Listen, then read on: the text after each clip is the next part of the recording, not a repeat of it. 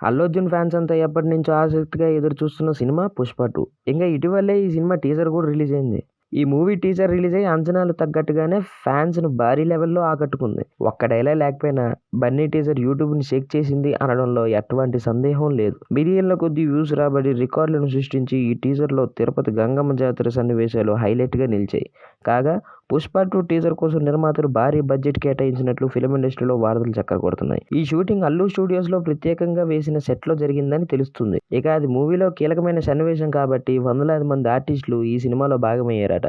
అలాగే ప్రత్యేకమైన makeup, light setting, భారీ సెట్టింగ్ అలా ప్రతిదానికి భారీగా నిర్మాతలు ఖర్చు చేశారని తెలుస్తుంది. 6 నిమిషాల సన్నివేశానికి 60 కోట్ల వరకు ఖర్చయిందట. డిసెంబర్ 2021లో రిలీజ్ అయిన 'పుష్ప' భారీ సక్సెస్ సాధించడంతో ఇప్పుడు దాని సీక్వెల్‌గా చేస్తున్న 'పుష్ప 2'కి మొదటి నుంచే భారీ ఓపెనింగ్స్ జరుగుతున్నాయి. వీటి కోసం మూవీ టీం కూడా తీవ్రంగా శ్రమిస్తుందని తెలుస్తుంది. పాన్ ఇండియా లెవెల్లో ప్రేక్షకులను ఆకట్టుకునే విధంగా సినిమా తెరకెక్కుతుంది. సినిమా మొత్తం బడ్జెట్ 250 కోట్లు కాగా కేవలం ఆ ఒక్క గంగమ్మ జాతర సాంగ్ కోసమే 60 కోట్లు ఖర్చు పెట్టారని తెలియడంతో ఈ న్యూస్ వైరల్ గా మారింది. దీంతో 'పుష్ప' గారి లెవెలే వేరు అంటూ కామెంట్స్ చేస్తున్నారు ఫ్యాన్స్. ఇక ఈ సినిమా ఆగస్టు 15 రిలీజ్ అవుతుంది. థియేటర్లు షేక్ అయిపోతాయి. మీరైతే సబ్స్క్రైబ్ చేసుకోండి.